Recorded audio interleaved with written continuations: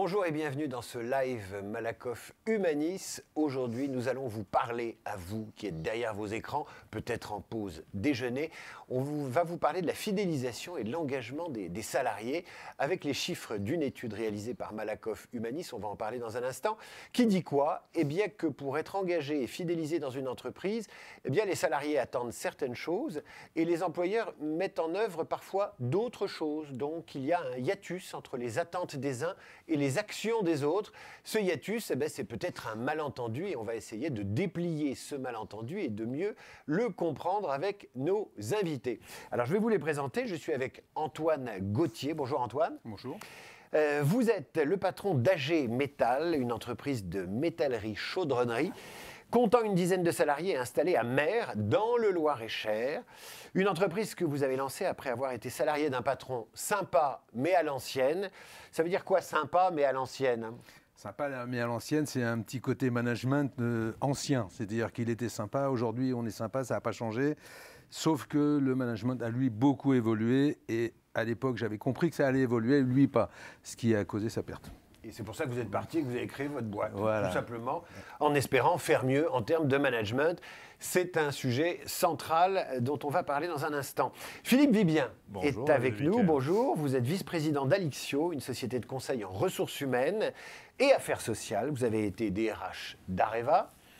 Vous avez également présidé l'AGIRC dans le cadre de la gouvernance paritaire pendant 6 ans et vous avez été administrateur de l'Association française pour la formation professionnelle des adultes. Et puis enfin, la régionale de l'Étape, vous la connaissez si vous regardez ce live régulièrement ou les vidéos de Malakoff Humanis sur le comptoir régulièrement. Anne-Sophie Godon. Bonjour Anne-Sophie. Bonjour David. Vous êtes directrice des services de Malakoff Humanis. Vous et vos équipes, vous avez piloté l'étude dont on va parler dans un instant. Et avant d'évoquer le sujet du jour, fidélisation et engagement des salariés, le hiatus employeur-employé, Anne-Sophie, j'aimerais que vous nous partagiez les points saillants de cette étude dont on va vous livrer les résultats en quasi-exclusivité à vous qui nous regardez. Et je vous le dis, si vous êtes sur LinkedIn ou sur Internet, sur votre écran, vous pouvez réagir à tout moment et m'envoyer des questions et on essaiera d'y répondre évidemment avec nos invités. C'est assez facile quand on regarde un live sur LinkedIn de poser des questions, d'intervenir et même de faire des commentaires aigrefins, de se plaindre, de dire qu'on n'a pas posé les bonnes questions. Allez-y, lâchez-vous, n'hésitez pas. Si c'est trop violent, de toute façon, je vous censurerai. Voilà.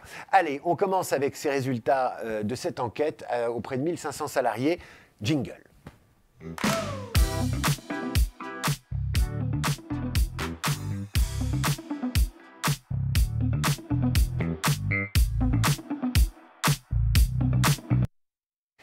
Le live Malakoff Humanis sur le hiatus entre les salariés et les employeurs en matière d'engagement et de fidélisation des ressources humaines. Vous allez nous donner des chiffres importants, Anne-Sophie, sur cette étude. Et je précise une chose, c'est qu'elle a non seulement sondé 1500 salariés, mais également 450 dirigeants d'entreprises. Avec un premier constat, les employeurs ne sont pas tout à fait d'accord avec les salariés sur ce que c'est que l'engagement et la façon d'engager. Qu'est-ce qu'il y a derrière ça?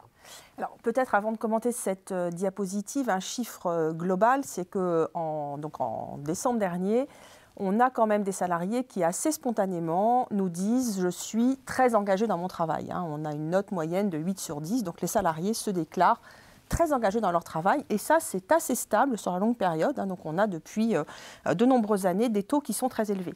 Là, sur cette diapositive, on vous projette donc les réponses à la question finalement depuis les 2 dernières années, donc par rapport à la situation d'avant Covid.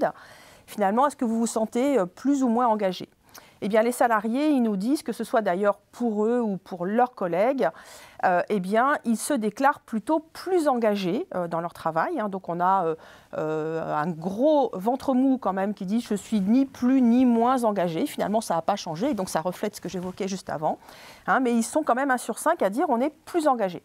Quand on regarde du côté des dirigeants, eh bien là, on voit que la perception est un peu différente. Alors, Eux aussi constatent qu'il y a des salariés qui sont plus engagés, mais par contre, ils sont un peu plus nombreux à dire qu'il y a un peu plus de salariés qui sont moins engagés depuis le début de cette crise Covid. Un mot quand même sur ce que vous mettez derrière le terme engagement. Ça veut dire motivé par son travail, heureux de venir le matin, faisant des heures sup, allant jusqu'au bout, se battant pour l'entreprise. C'est quoi l'engagement ? Alors, l'engagement, c'est vraiment la volonté. Alors, ce n'est pas la présence au travail, ce n'est pas l'engagement non plus envers l'entreprise, la fidélité à l'entreprise, mais c'est l'envie finalement de se dépasser, de faire un peu mieux tous les jours et donc d'être dans une dynamique de progrès.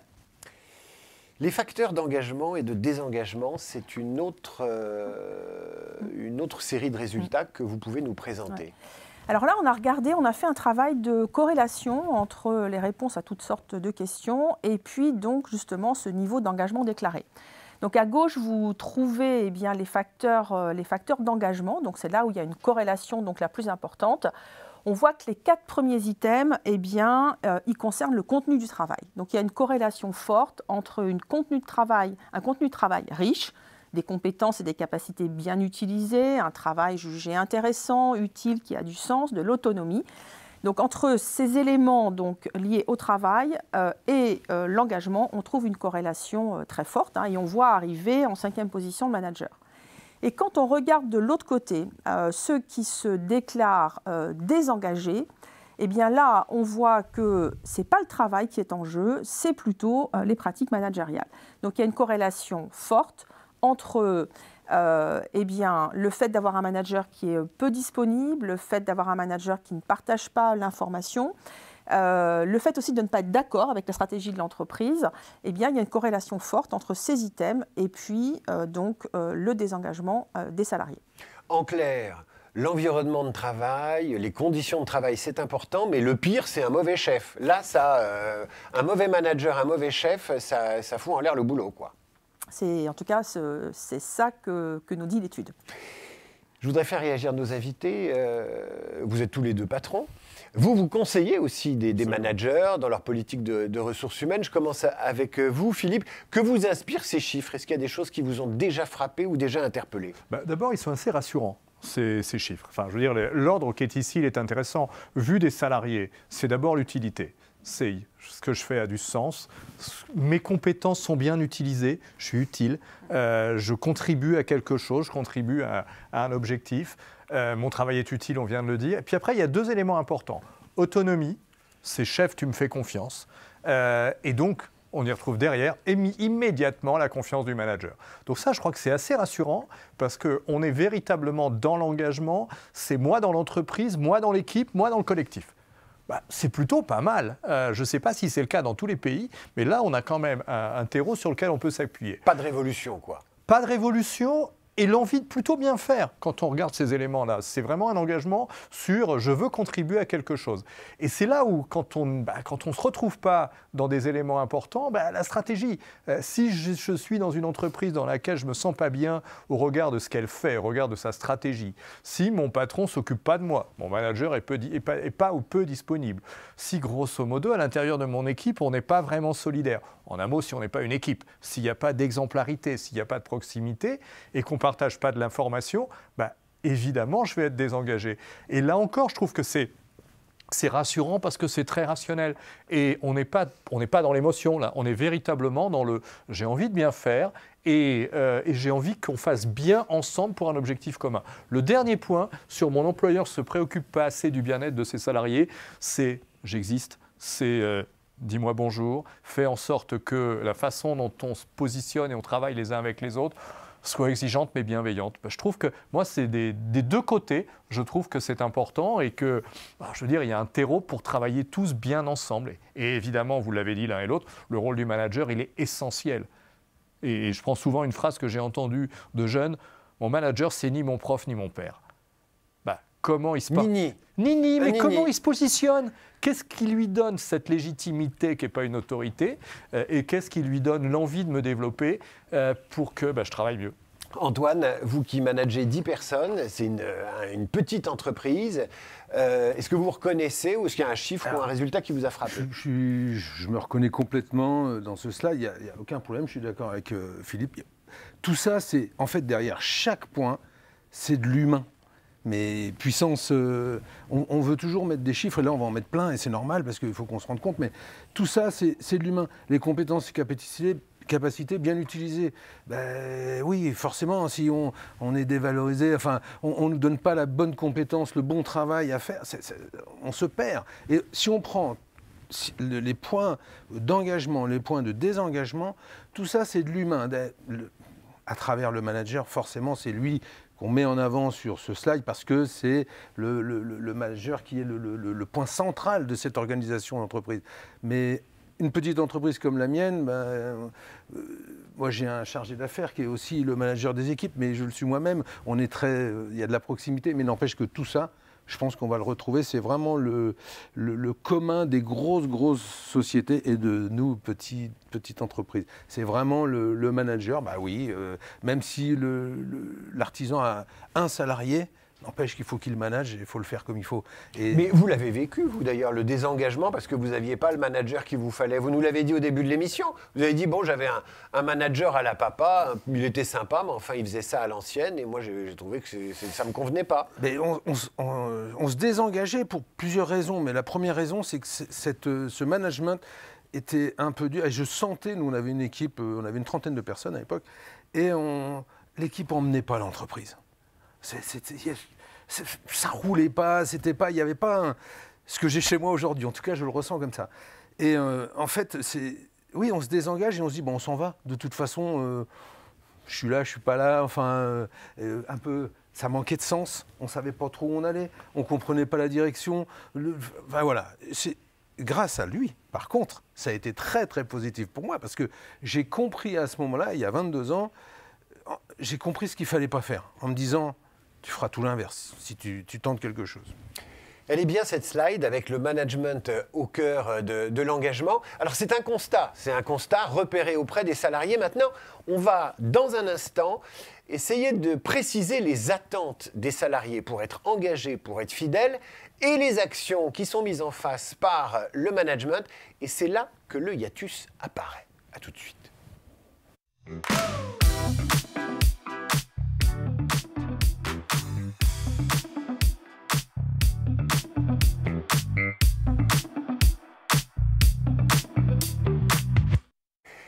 Alors qu'attendent les salariés de leur entreprise? Est-ce que la période récente a changé les fondamentaux ou pas? Je vous pose la question, Anne-Sophie. Vous avez noté des évolutions des salariés vis-à-vis de leur boulot. Je pense que le premier renseignement, il s'affiche, c'est qu'un salarié sur deux estime que son rapport au travail a changé depuis 2 ans. C'est absolument colossal. Donc il y a vraiment cette idée que les choses ont changé entre l'entreprise, le travail et puis les salariés. Alors dans le détail, qu'est-ce qui a changé? Eh bien, les nouvelles aspirations des salariés. Alors, pour ceux qui pratiquaient déjà le télétravail, eh bien, on retrouve en tête finalement le désir de pouvoir télétravailler quand on le souhaite. Donc, le télétravail, c'est déjà une forme de flexibilité, mais là, finalement, on voit que ceux qui ont goûté, ils veulent encore plus de flexibilité. Le deuxième item, eh bien, c'est le salaire. Donc là, on revient à des fondamentaux, et on ne peut pas s'empêcher de faire le lien avec eh bien, le contexte d'inflation dans lequel on est. Et puis, le troisième item, c'est l'équilibre vie professionnelle, vie privée, dont on sait qu'aujourd'hui, pour près d'un salarié sur 3, c'est un problème. Donc un salarié sur 3 aujourd'hui nous dit avoir des problèmes pour concilier sa vie pro et sa vie perso. Et une priorité, quand vous dites c'est un problème et une priorité. C'est un problème et une priorité. Donc là, on voit qu'on a effectivement 3 items. Et la bonne nouvelle, c'est que eh bien, les dirigeants perçoivent les mêmes évolutions. C'est-à-dire que quand on regarde le trio mis en avant par les dirigeants, eh bien, ils disent la même chose. Donc les dirigeants voient ces mêmes transformations. Donc ça, c'est quand même plutôt un bon signal. Ça veut dire que les dirigeants sont sur ces points-là à l'écoute. Quand Alors, on demande, exactement. le tableau dit là clairement, quand on sonde les dirigeants et qu'on leur demande à quoi aspirent vos salariés, grosso modo, dans cette espèce de mastermind, ils ont 3 bonnes couleurs.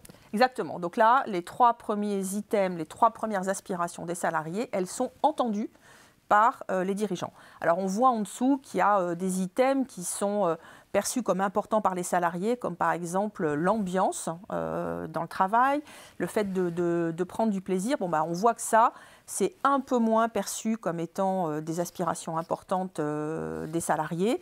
On retrouve une forme d'alignement sur les conditions et l'organisation de travail. Donc on revient quand même sur les fondamentaux. Là, on voit que c'est important par les salariés, important par les dirigeants. Mais je trouve que cette slide, elle est plutôt extrêmement optimiste. En tout cas, elle doit nous donner de l'optimisme. Alors, au-delà du triptyque rémunération, équilibre de vie, vie pro, flexibilité qui fait consensus, il y a des différences dans les aspirations selon les générations. Oui, alors ça c'est vrai et peut-être on a regardé à la fois les plus jeunes et puis les plus expérimentés.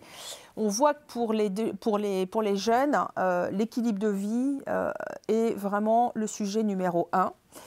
Derrière, on retrouve l'ambiance, dont on voyait tout à l'heure que c'était un sujet pas forcément dans le trio de tête et puis un peu moins vu par les dirigeants. On voit que pour les jeunes, c'est important. Et puis le salaire juste derrière.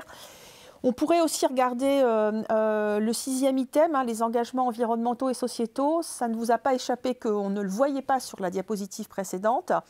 Donc c'est plutôt effectivement en bas de tableau. Ça veut dire que c'est moins important par rapport à d'autres items.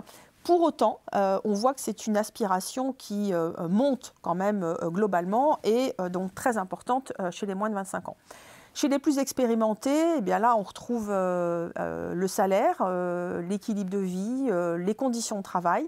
Voilà. Et puis, de manière peut-être un peu moins importante, donc l'ambiance, la reconnaissance aussi, parce que finalement, quand on est plus âgé, eh bien, on a peut-être un peu moins besoin d'être reconnu. On a pour soi des années d'expérience. Donc voilà ce que disent finalement ces différences entre les générations. Commentaire d'Antoine ou Philippe? Antoine. Alors, les différences entre les âges de chacun, les jeunes et les moins jeunes, on va dire, dont je fais partie, mais en fait, moi je prends vraiment ça comme une recette. Il faut tous les ingrédients, plus ou moins, en fonction des générations, sachant que dans une entreprise, c'est quand même un espèce de groupe qui avance un peu au même rythme. Donc, on est obligé de faire des compromis, les uns comme les autres. Et en fait, s'il manque un ingrédient, même s'il pèse 10% de la recette, ça fout la recette en l'air. Et donc là, d'accord, on voit bien les différences entre les différentes générations. Bon, il y a des différences qui ne sont pas si importantes que ça. L'équilibre de vie, oui, d'accord, on a constaté ça également et on le constate dans nos entreprises et on voit des choses un petit peu différentes. Mais je trouve, moi, au quotidien, ce n'est pas très palpable. Je ne vois pas des grands débats dans l'atelier entre les jeunes et les moins jeunes. Mais par rapport à notre sujet du jour, qui sont, là on est sur les aspirations, mais sur engagement, fidélité, fidélisation, est-ce que vous sentez justement des différences entre les seniors et les juniors? Alors oui, ça, clairement, on a une grande différence. C'est-à-dire que, bon, nous, on essaye, alors je vais vraiment vous parler d'AG Métal pour le coup, parce que c'est l'entreprise que je connais le mieux, mais on essaie de former nos jeunes en interne. C'est-à-dire qu'on les prend en général à partir de 25. On a des apprentis qui sont jeunes, qui sont en CAP, BEP, Bac et ainsi de suite. Mais on essaie de prendre aussi des jeunes qui sont en... Comment on appelle ça qui changent de travail, en reconversion. Voilà, merci Philippe. En reconversion parce qu'ils ont 28, 30 ans. Et là, quand on leur donne une chance, chez nous, ça dure 2 ans. Et en fait, on a le retour sur investissement parce qu'ils ont un projet. Ils ont mûri, ils ont un projet. Et puis là, c'est vraiment pour la fidélisation, c'est vraiment très fort. Nous, on actionne là-dessus, au sein d'AG Métal. Après, peut-être que si on met en avant l'équilibre de vie, on va plus les fidéliser également. Mais bon, nous, ça fait vraiment partie du package de l'entreprise. Alors, je ne sais pas le différencier. Ce que je sais, c'est que nous, pour les garder, vraiment, on les forme. À partir de 25 ans, en général. Philippe? Non, mais ce qui vient d'être dit est très important. C'est-à-dire que des gens en reconversion qui rentrent dans une entreprise, ils savent pourquoi ils y sont. À nous d'apporter véritablement les conditions pour qu'ils y soient bien, mais ils savent pourquoi ils y sont. Sur ce qu'on voit ici, je dirais sur ce graphe, sur les moins de 25 ans, ils découvrent le monde du travail. Donc, nouvel équilibre de vie, comment est-ce que je vais vivre ma vie professionnelle et ma vie familiale? C'est des moments qui sont importants. Plaisir et ambiance, évidemment, parce que, je veux dire, il y a une envie de travailler dans un monde un peu nouveau, un peu ludique, beaucoup plus ludique que ce qu'on faisait il y a quelques années. Alors, les salaires, c'est intéressant parce que c'est le même, 52, 53. Donc, est-ce que c'est un invariant? Peut-être. Mais dans les deux cas, on est sur des origines différentes. Le premier, sur les moins de 25 ans, c'est faut bien que mon salaire grimpe, faut bien que je puisse faire une carrière. Et donc, c'est important. Je suis embauché à un niveau, j'ai envie, à 30 ans, d'avoir quelque chose de mieux. Et puis, le deuxième, sur les 54 ans et plus, c'est l'inverse. C'est que j'ai envie d'être encore augmenté.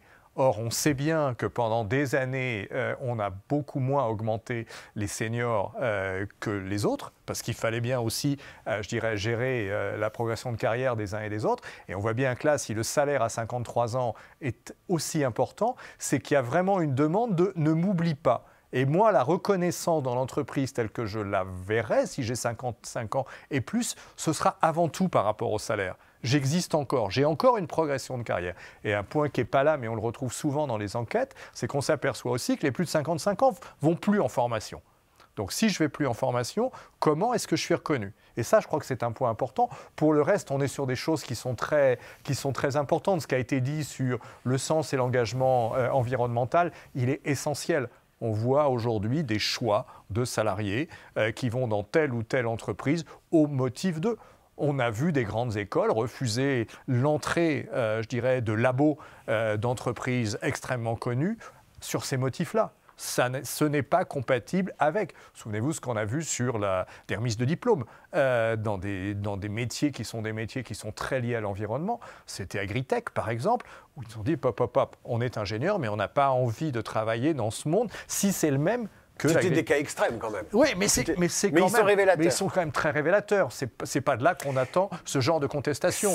Question à tous les deux. Ça suppose, quand on voit ça, c'est-à-dire des différences quand même notables chez les seniors et chez les juniors, ça veut dire une gestion des talents et des ressources humaines en fonction de ces différentes aspirations en sur-mesure? Il faut faire du sur-mesure, le prêt-à-porter, c'est fini? Ça veut dire une seule chose pour moi, c'est qu'il faut co-construire. C'est-à-dire qu'il ne suffit pas d'appliquer un processus de gestion de talent, de tout ce qu'on veut. Il faut véritablement co-construire avec les équipes ce qui est bon et qui va faire la différence dans chacune des classes d'âge. Pour moi, c'est une évidence. Antoine, vous avez 10 salariés, ça veut dire que vous faites du sur-mesure pour chacun, vous les connaissez par cœur. J'allais dire, pour moi, c'est plus facile parce qu'on peut actionner vraiment au sur-mesure, ça c'est sûr. Vous les connaissez bien? Ah oui, je les connais bien. Et moi, j'ai mis en place... Vous savez quel est leur problème, leur chagrin, quand ils traversent un moment difficile, etc. Parce qu'il y a les aspirations à 5 ans, il y a les grands graphiques, les crobards, si j'ose dire, et puis vous avez la connaissance fine de la vie de chacun d'entre eux. Si vous voulez, moi, j'avais quelque chose qui me stressait, qui était un peu embêtant pour un chef d'entreprise, c'est l'embauche du matin et... Le planning, tout ça, ça me stressait. Ça m'a toujours mis de mauvais poil. Enfin bon, et j'ai un collaborateur qui me dit mais ça te stresse, mais tous les jours tu nous embêtes avec ça. Parce que vraiment, on sent que tu es tendu, tu es hyper tendu. Mais pourquoi vous étiez tendu? Parce que c'est quand même c'est le stress de la journée. D'accord. C'est le stress de partir. Nous, on travaille beaucoup sur le watch hunt, donc on a des grosses journées. Souvent le matin à 8h, on croit qu'on les a bien organisées la veille, mais on les défonce le matin à 8h. Bon, c'est comme ça fait partie de notre métier. Et donc je lui dis écoute, tu le fais. Je sors de ça. Il me dit ouais mais je dis moi je vais faire le salut, ça a été hier soir et tes enfants en fait tu m'avais dit qu'il y en avait une et je ne m'occupe que de ça le matin. Vous laissez tomber le planning et vous vous occupez des aspirations. Alors moi vous sondez les cœurs. Je rigole, ben oui mais et vraiment j'actionne là-dessus pendant que le planning se fait, pendant que le travail se distribue. Moi je suis la personne qui dit alors ça a été au fait et ton fiston il a eu son permis et ainsi de suite. Oui, je les connais par cœur et je suis obligé. Parce que dans notre système de répartition d'argent, quand il y en a un qui est un peu bancal, qui est en divorce, pour faire simple, les autres, comme ils tapent un petit peu, comme on dit nous, dans la gamelle d'argent qu'on se redistribue, les autres sont un peu durs avec lui en disant « Oh, faut qu'il se réveille là, machin. » Et moi, je suis celui qui dit hey, « Les garçons, on y va doucement. » Alors je dis les garçons, j'ai une fille maintenant à l'atelier, mais on y va doucement. En ce moment, il n'est pas en forme, on le laisse, il va se refaire, et ainsi de suite. C'est pour dire à quel point nous, on est obligés de savoir ce qui se passe un peu chez les gens. Donc, en fait, vous surveillez leur équilibre de vie oui. personnel et professionnel. Alors, là, on a regardé un peu quelles étaient ses aspirations. On va parler de fidélisation, de turnover, de ce qui les fait partir, de ce qui permet de les garder. C'est l'objet des chiffres qu'on va vous dévoiler dans un instant.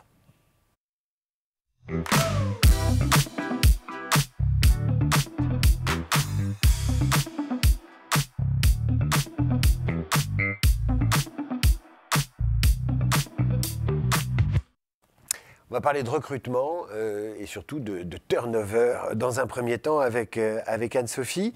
La question du recrutement, c'est un enjeu clé pour beaucoup d'entreprises et de dirigeants parce que si on ne peut pas parler de grandes démissions, dans les chiffres que vous avez sous les yeux et que vous allez partager avec nous, il y a quand même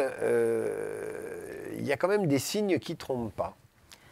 Le premier élément, c'est que dans cette enquête, un salarié sur 5 nous dit avoir démissionné au cours des 2 dernières années, et c'est 4 jeunes sur 10 qui nous disent avoir démissionné. Et puis c'est aussi un salarié sur 5 qui nous dit qu'il envisage quand même de démissionner dans un avenir proche. Donc on voit que ce n'est pas la grande démission telle qu'on a pu en entendre, mais il y a quand même aujourd'hui des mouvements visibles. Alors, face à ça, les dirigeants, ils ont 2 stratégies, celle de recruter, d'essayer de recruter des nouveaux collaborateurs. Et ça, c'est aujourd'hui près d'une entreprise sur 10 qui exprime des besoins de recrutement. Et c'est des dirigeants très nombreux qui nous disent que c'est compliqué de recruter. Et c'est la raison pour laquelle on en a 77% qui nous disent finalement, il vaut peut-être mieux que je mette le poids du corps sur la fidélisation. C'est peut-être plus simple finalement de garder ceux qui sont déjà là que d'aller recruter de nouveaux collaborateurs. Donc ça, c'est le premier grand message de cette enquête. Il y en a d'autres. Il y en a d'autres. Alors, les autres, c'est là où on va arriver donc, sur cette idée du hiatus. Qu'est-ce que les salariés aimeraient que leur entreprise fasse, finalement, pour les fidéliser ? Alors là, on regarde donc les premières lignes à gauche. La première, c'est la protection sociale. Donc, une protection sociale qui protège bien les salariés. Donc, on retrouve ce besoin de protection. Juste derrière, encore un besoin de protection avec l'amélioration des conditions de travail.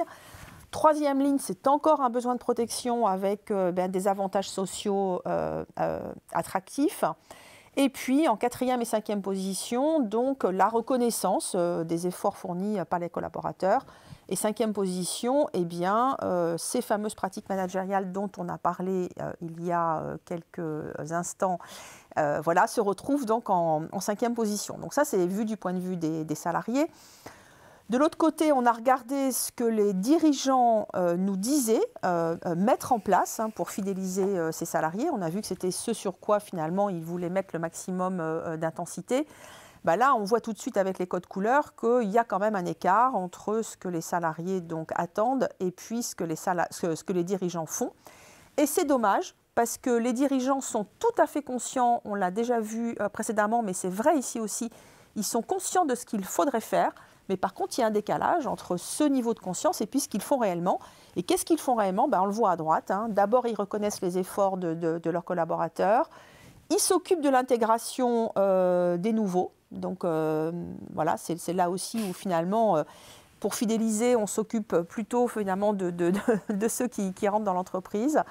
Il s'occupe de formation. Il s'occupe finalement d'essayer de mieux prendre en compte donc, les points forts de leurs collaborateurs. Donc, on essaye de s'appuyer sur ces compétences. Et puis, on essaye donc de valoriser le sens et l'impact de leur travail. Donc, alors, voilà ce que dit cette enquête. Arrêtons-nous un instant. On parlait de turnover. Donc, on dit, bon, grosso modo, il y a autant de turnover qu'avant. Ça n'a pas explosé. C'est plus difficile de trouver la ressource humaine.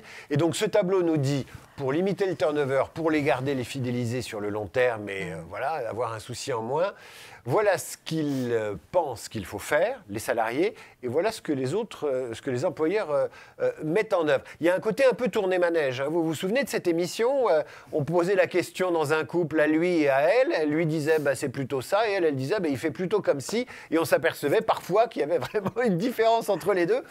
Je voudrais vous questionner, Philippe et Antoine, sur là, ce hiatus qui apparaît, parce que finalement, les solutions avancées par les uns ne sont pas les actions menées par les autres. Philippe. Tout simplement, je dirais, on voit bien sur les critères de fidélisation tels que les salariés les exposent, c'est vraiment proximité, c'est vraiment protection, c'est reconnaissance. On est sur de la fidélisation. Si tu veux me fidéliser, fidélise-moi tous les 3 mois. Enfin, j'ai envie de dire, c'est donne-moi des preuves d'amour. Je crois que c'est vraiment ça le sujet. Au quotidien. Au quotidien, à 3 mois, c'est pas voilà, je veux bien que tu me formes, c'est évident que tu vas me former, mais je veux tous les jours sentir que tu as envie de me fidéliser. Il y a vraiment cette demande de proximité et de visibilité sur ce que tu fais, chef. Et je crois que ça, c'est un élément important. Et de l'autre côté des dirigeants, on a l'impression de 2 choses. La première, c'est je te fidélise sur le long terme. Regarde, c'est important. Je dirais, je vais reconnaître tes efforts, je vais te former, on va prendre en compte tes points forts. On est toujours dans la projection. C'est véritablement, je vais t'emmener quelque part. Oui, chef, tu veux m'emmener quelque part. Mais déjà aujourd'hui, sois certain de ce que je suis, occupe-toi de moi. Sur la partie haute, sur le hiatus du haut, la question, je crois qu'il faut se poser, c'est pas seulement est-ce qu'ils font pas, ou est-ce qu'ils estiment qu'ils ont déjà fait assez. Je crois que c'est aussi ça, c'est-à-dire que globalement, dans les grandes entreprises en particulier, les enjeux de protection sociale ont déjà plutôt été traités. Puis des maisons comme Malakoff Humanis continue évidemment à aider à tout cela. Les packages existent. Et la question qui est posée, c'est ça, c'est est-ce qu'ils ne font pas ou est-ce qu'ils ne le rendent pas assez visible, parce que c'est devenu quelque chose qui est maintenant classique dans l'entreprise, et où est-ce qu'il n'y en a pas assez? Je crois qu'il y a un point que je voudrais aussi souligner, parce qu'on n'en a pas du tout parlé jusqu'à présent, et en particulier ça renvoie à la protection sociale, c'est tout le dialogue social. Je veux dire, l'un des éléments pour rabibocher, pour appairer, pour faire apponter les uns et les autres, c'est aussi le dialogue social. C'est aussi la prise en compte par les représentants des salariés de ces aspirations des salariés. C'est aussi la prise en compte par les dirigeants de ce que leur remonte le dialogue social. C'est un autre point, mais je crois qu'il ne faut pas l'oublier, en particulier quand on travaille sur ces sujets. Philippe, quand moi je regarde ce tableau et que je vous écoute, j'ai l'impression que les salariés disent « moi tout de suite » et que les employeurs disent « nous demain ». C'est exactement ça. On est d'accord? C'est exactement ça. Est-ce que vous, Antoine, dans votre boîte, vous dites « nous demain » et vos salariés ils disent « moi tout de suite ». Moi, je vais vraiment nuancer un petit peu, c'est-à-dire que gestion de l'entreprise à long terme, et là, je me reconnais dans ce que répondent les dirigeants, parce que forcément, on ne peut pas avoir une gestion d'entreprise à 3 mois, ça serait stupide. Et nos salariés nous le reprocheraient de toute façon à un moment donné. Donc, par contre, pour la protection sociale, effectivement, tous les points qui ont été nommés par les salariés, les uns après les autres, ça, c'est du court terme. Je rejoins Philippe. Franchement, dans l'organisation que j'évoquais tout à l'heure, avec le partage du salaire, enfin c'est pas du salaire, mais le partage des primes, nous on l'a mis en place 3 fois par an. Et ça c'est significatif. Avant on avait le 13e mois ou une prime en fin d'année, je ne sais pas comment l'appeler, peu importe. Aujourd'hui, nous dans nos entreprises, on l'a fait 3 fois. Vous avez accéléré en fait. Ben, oui, alors sur le fond, ça change pas grand-chose, si ce n'est que on vient de toucher la prime, par exemple, pour nous au mois de décembre, et on en actionne une autre au mois de mai ou au mois de juin. C'est tout de suite, c'est maintenant. C'est la politique salariale en continu, parce qu'aujourd'hui, tout est en continu. Philippe, ça c'est un point qui est extrêmement important. C'est-à-dire que beaucoup d'entreprises, l'année dernière, se sont plaintes des négociations salariales. Moi, j'ai fait un petit exercice. J'ai appelé des dirigeants et des DRH qui ont 80 ans et plus. Pourquoi? Parce qu'ils avaient vécu l'inflation à 10 points et plus. C'est exactement ce qu'ils m'ont dit. C'est vrai, vous avez pris votre téléphone Absolument. et vous avez appelé des octo-managers. Ceux qui avaient vécu, je dirais, ces situations-là. Ouais. Et ils m'ont dit exactement ce qui vient d'être dit. C'est-à-dire qu'il fallait que les salariés, plusieurs fois dans l'année, anticipent le fait qu'ils allaient potentiellement toucher quelque chose. Et comme il y avait de l'inflation, ça permettait de le gérer, ça donnait de la visibilité, ça sécurisait sur le fait que si on travaille bien ensemble pendant les 3 ou les 6 prochains mois, il y a quelque chose qui va arriver. Et je crois que c'est vraiment important. On vient d'un monde totalement à l'inverse. On a tout fait. Si on regarde la méthode, vous êtes en train de me parler d'un rapport au temps et d'un calendrier qui n'est pas le même. Absolument. Mais je pense qu'on a d'un côté une immédiateté permanente et d'un autre côté, je pense que la notion annuelle, surtout par exemple tout ce qui est de l'ordre des ressources humaines, ne tient plus la route. Il faut être capable de répondre de manière beaucoup plus agile aux demandes et aux besoins des uns et des autres.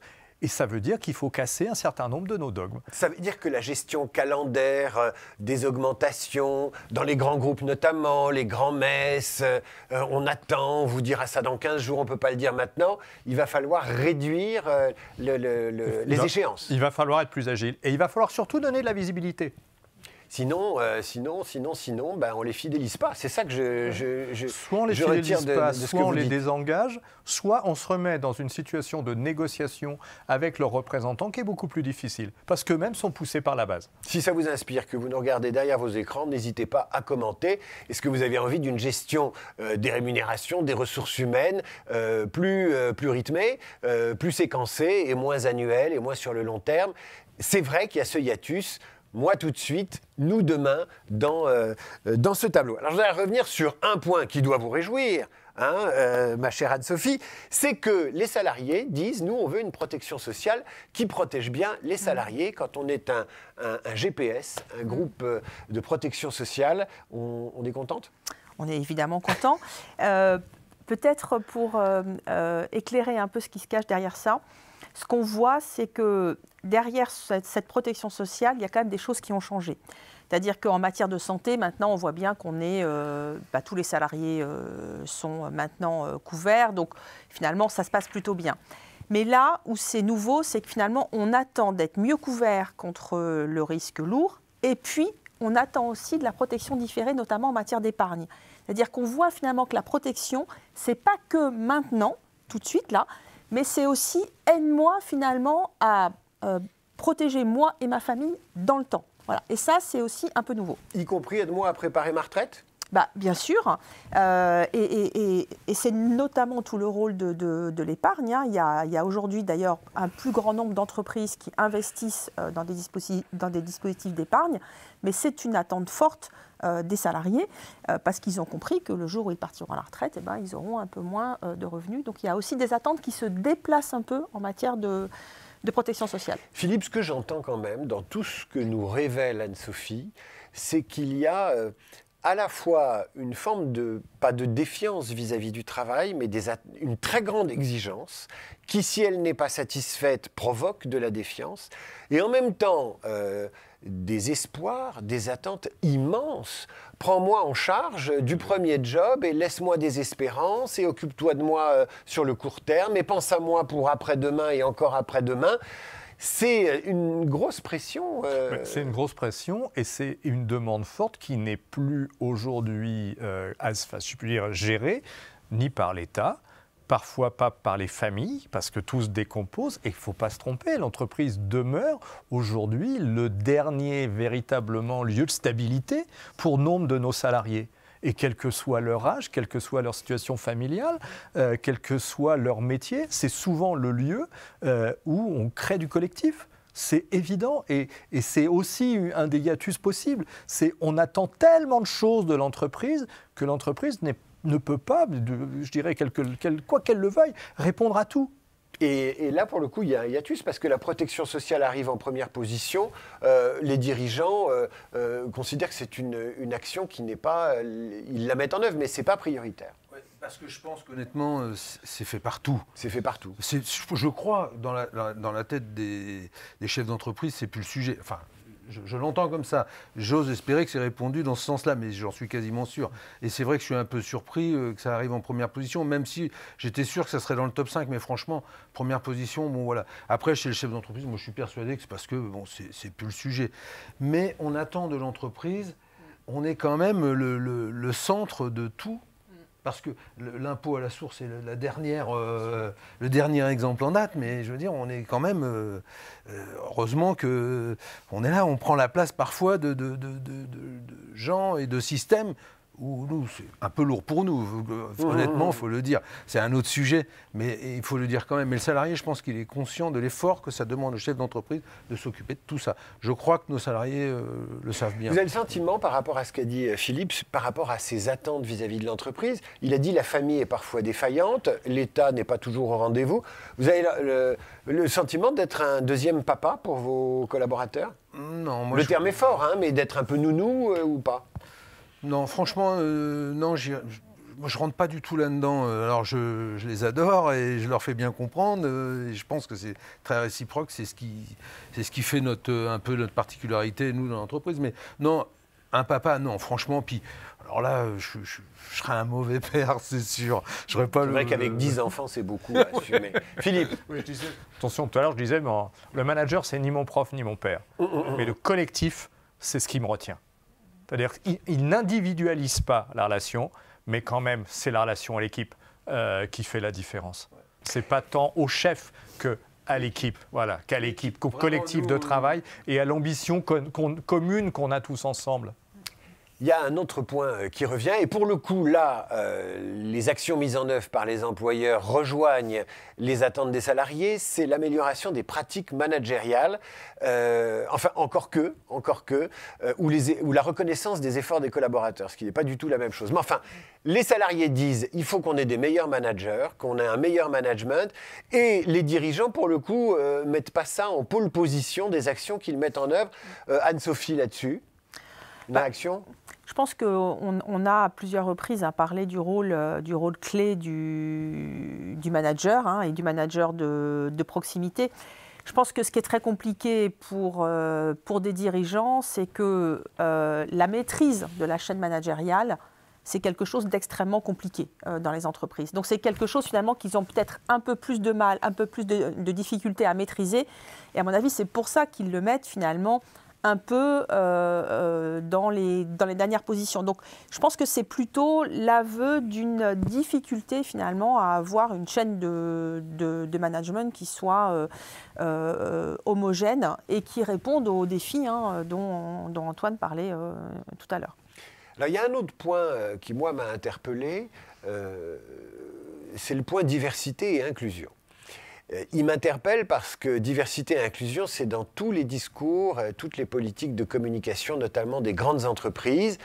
Et là, dans les attentes des salariés, c'est mis vraiment en queue de peloton, alors que dans les entreprises, ça arrive en 6e position des actions prioritaires. Alors j'imagine qu'il y a évidemment des différences entre les très grosses entreprises qui communiquent beaucoup sur leurs valeurs, sur leur engagement, etc. Mais là encore, je voudrais vous poser la question, comment se fait-il qu'un sujet tellement à la mode, finalement chez les salariés, ce ne soit pas la priorité ? Parce que c'est peut-être plus justement un sujet pour les salariés, parce qu'ils le vivent probablement dans les entreprises. Ils le vivent parce que les entreprises le mettent parmi les premiers rangs, mais pour eux, j'ai envie d'espérer que le fait que ce soit 21e, c'est que les résultats sont arrivés. C'est que pour eux, ça y est, je dirais, les entreprises ont bougé sur ce sujet. Il y a encore éminemment plein de choses. Vous dites pas, ils s'en foutent. Peut-être parce que c'est plus un sujet pour eux, parce qu'ils le vivent. Ils le vivent parce que celui qui est, ou celle qui est dans le bureau d'à côté ou sur la machine-outil d'à côté est différente de ce que moi je suis, de ce qu'elle est. Et peut-être que justement, le fait que ce soit 21e, c'est peut-être, je dirais, la marque de la réussite, que ça y est, c'est parti, c'est fait. Voilà. Dans une toute petite boîte, et votre boîte est grande par le cœur, mais petite par la taille, est-ce que ces sujets de diversité, d'inclusion, les sujets, je vais élargir, développement durable, écologie, et même manger équilibré, enfin les sujets à la mode, quoi, est-ce que ça vous touche, vous, dans votre petit collectif ? Alors, franchement, l'écologie et tous les sujets à la mode, mais qui c'est pas Ils sont une mode, importants, on est en mais plein dedans. On en entend parler beaucoup. Nous, chez nous, par exemple, c'est un argument de vente, on va dire. Par exemple, nous, l'écologie, ça fait 20 ans qu'on achète notre matière en Europe, que notre matière plus chère en Europe qu'ailleurs, et on le valorise. Et honnêtement, on a des clients qui sont à l'écoute de ça. Ça a peut-être changé. Il y a 20 ans, je me souviens avoir un peu négocié assez dur en disant « Ouais, ok, je suis un peu plus cher, mais je sais d'où ça vient, je sais pourquoi. On retraite nos déchets, on est assez exemplaires dans le domaine. Bon, et nous, étant donné qu'on est sur un petit territoire, comme je disais tout à l'heure, tout se sait. Donc, quand vous êtes dans cette démarche, ça c'est... Non, franchement, je crois que c'est plus un sujet pour nous. Est-ce que je repose ma question autrement, mais quand vous parlez des nouvelles vertus de l'entreprise, avant, il n'y avait qu'une seule vertu, c'était d'embaucher, de ne pas licencier, et puis on garde de bien payer. Est-ce qu'aujourd'hui, quand vous parlez des nouvelles vertus qu'on attend d'une entreprise, y compris toute petite, c'est-à-dire respecter l'environnement, respecter les fournisseurs, respecter les gens, respecter les femmes, recruter de façon variable. Est-ce que vous trouvez chez vos collaborateurs une oreille attentive? Franchement, c'est vraiment pas un sujet. C'est pas un sujet. Non. Non, parce que on travaille comme ça et parce qu'on a du succès, parce qu'on est gentil, parce qu'on a des filles, des garçons, on fait attention à l'écologie, on fait attention à tout ça. Honnêtement, l'autre jour, on a fait un truc très simple. Sur notre territoire, on a ramassé les poubelles, éco-citoyens, ramassage, tout ça. Et on a pu discuter avec plein de gens. Et ils étaient un petit peu surpris de la démarche de l'entreprise. Parce qu'on est toujours dénoncé, alors qu'en fait, on est quand même assez exemplaire. D'une façon très générale, je ne vois aucun de mes clients dire « on s'en fout de ce sujet-là, de tel ou tel sujet ». Non, c'est vraiment pris en compte. Et je crois que l'industrie et l'artisanat, je mets les deux, on est un peu en avance sur le particulier en général. Le particulier donne des leçons, mais il va chercher son smartphone, je ne sais pas où, et ainsi de suite. Dans l'entreprise, on fait quand même attention, les décisions sont prises en faisant attention à tout ça. Je crois, pour moi, je suis d'accord avec Philippe, c'est plus un sujet. On va prendre les questions maintenant. J'en ai une. D'Erwan Leverger. Que pensez-vous d'une évolution du salariat vers une externalisation des ressources humaines de l'entreprise en s'appuyant sur des indépendants qui gèrent leur évolution professionnelle de manière autonome? Cela existe dans certaines professions et pourrait tendre à gagner l'ensemble des secteurs. En clair, est-ce que vous voyez sous-traiter à la fois les ressources humaines, mais la gestion des ressources humaines et le management? Anne-Sophie. Peut-être déjà, je peux répondre avec encore une fois les résultats de l'enquête. On s'est intéressé, donc pour ceux qui ont démissionné, on leur a demandé s'ils étaient restés salariés ou est-ce qu'ils avaient adopté un autre statut. Ils sont très, très majoritairement restés salariés. Donc, il n'y a pas l'hémorragie vers d'autres formes d'emploi que celles qu'on a pu évoquer. Ça, c'est le premier élément. Et puis, on s'est aussi intéressé à une question qui n'est pas posée, qui est celle, finalement, de est-ce qu'on part en province? Est-ce qu'on démissionne pour partir en province? Oui. Eh bien, non, on ne démissionne pas pour partir en province, sauf les jeunes. Un tiers des jeunes qui ont démissionné pour partir en province. Mais on ne quitte pas aujourd'hui l'entreprise, on ne quitte pas un contrat de travail pour une autre forme d'emploi. On quitte pour retrouver une autre forme de salariat. Donc après, je ne sais pas ce que vous en pensez plus fondamentalement, mais en tout cas, les salariés n'ont pas fait le choix d'un travail sous une autre forme. Ça veut dire qu'on quitte son emploi pour des raisons professionnelles. Exactement. Le plus souvent. Comment on gère par rapport à ces attentes, et je reviens un peu à notre débat, moi maintenant, nous demain, comment on réconcilie l'individuel et le collectif? Est-ce qu'il y a une méthode? Est-ce qu'il y a des choses qui vont changer? Philippe, vaste question, mais c'est la dernière. Ben oui, vaste question, mais on l'a dit, je crois que c'est les différentes formes de contribution. Quand on parlait du salariat, non-salariat, c'est évident qu'il y aura toujours une grande majorité de salariat, mais il y aura autre chose. Après, moi je reviens souvent sur, je dirais j'ai eu le privilège de faire partie d'un petit livre qui s'appelait « L'avenir du travail » il y a 15 ans. C'est toujours intéressant de voir ce qu'on a écrit il y a 15 ans. Et on avait écrit parmi les choses qu'il y avait deux types d'organisation des entreprises. Les troupes de théâtre et les compagnies de cinéma qui viennent se retrouver à un moment donné pour tourner un film. Dans les deux cas, on a très souvent, dans la quasi-totalité des situations, des experts, des gens de très très haut niveau. qu'est-ce qu'on a envie d'être, nous, entreprises? Est-ce qu'on a envie d'être une troupe de théâtre? Globalement, on se retrouve tous ensemble et on monte des pièces ensemble et on fait les choses sur le long terme? Ou est-ce qu'on est plutôt dans la logique du cinéma, où on se retrouve les uns les autres sur des projets donnés? En général, on se connaît, on s'aime bien, on se retrouve pour tourner ensemble une deuxième ou une troisième fois. Mais on ne vit pas ensemble. Mais on ne vit pas ensemble. Donc la comédie française d'un côté, et puis Jean Dujardin et ses copains de l'autre. Et la question, c'est que l'entreprise, c'est un peu des deux. Et la question qu'il faut se poser, c'est est-ce qu'on a envie d'être plutôt l'un, plutôt l'autre? Il y a des métiers où on est plutôt l'un, la chaudronnerie évidemment, il y a d'autres où on peut être plutôt l'autre. Et je crois que c'est ça un des éléments clés. Anne-Sophie, un mot aussi pour conclure? Ouais, je voulais peut-être rajouter, l'intervention de Philippe me fait penser à quelque chose, c'est que les salariés sont de plus en plus nombreux quand même à cumuler un contrat de travail et une autre forme d'emploi à côté. On est aujourd'hui autour de 15% des salariés du privé qui cumulent les deux. Donc finalement, on cherche un peu la protection du contrat de travail et donc des avantages qui vont avec. Et puis de l'autre, le complément de revenus, le cas échéant, ou finalement la flexibilité. Voilà. Donc je crois que c'est aussi peut-être vers ça qu'on tend, c'est-à-dire peut-être pas quelque chose qui basculerait de manière massive du salariat vers l'entrepreneuriat, mais finalement une forme d'hybridation entre le contrat de travail, avec tout ce que ça a comme avantage, et puis la liberté et la flexibilité associée à une autre forme d'emploi. Et ça, c'est déjà près de 15% des salariés. Et vous ne croyez pas si bien dire, parce qu'il y a 15 jours, j'ai déjeuné avec le vice-président ressources humaines d'un grand cabinet de conseil qui a formalisé dans ses contrats d'embauche la possibilité d'avoir une deuxième activité pour les consultants qui rejoignent le cabinet. Alors évidemment, peut-être sont-ils en avance, mais vu ce que vous nous dites, c'est en train de se développer. Je voudrais terminer avec vous, Antoine. Qu'est-ce que vous dites à un jeune chaudronnier qui arrive chez vous? Qu'est-ce que vous lui promettez? On n'avait pas préparé cette question. Alors, mais très bien, et je vais revenir justement au tableau, Ouais. et ça va être parfait pour une conclusion. Dans mon entreprise, pour mon entreprise, la valorisation du sens et de l'impact de leur travail, ça, je pense que cette ligne-là, dans les quelques années à venir, mais très peu, elle va être tout en haut de la liste. Je pense que la valorisation du sens et de l'impact de leur travail, nous, c'est ce qu'on vit au quotidien, c'est ce que je fais comprendre quand je recrute. Et je leur dis, vous allez impacter votre salaire, votre bien-être. Vous êtes responsable de la bonne journée que vous allez passer chez moi. D'accord? Et par là même, vous allez me rendre responsable, mais je ne le suis pas. Je ne suis pas responsable de vous. Venez passer une bonne journée chez nous. Venez.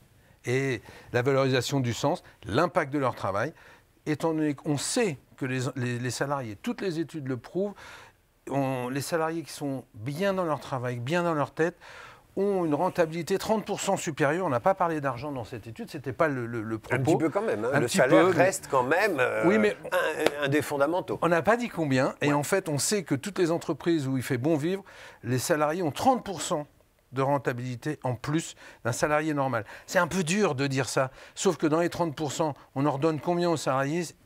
Et c'est ça l'impact direct sur leur travail et le sens à donner à leur travail et aux entreprises, aux futures entreprises. J'espère qu'on aura cette ligne-là, mais tout en haut du tableau. Merci à tous les trois, Philippe, Anne-Sophie et Antoine. J'espère que vous aussi, vous aurez passé, sinon une journée de travail heureuse, mais un bon moment en notre compagnie. Le live est terminé, mais la vidéo va se retrouver sur le site du comptoir Malakoff, évidemment. Nous, on vous donne rendez-vous pour un nouveau live Malakoff Humanis. À bientôt et merci.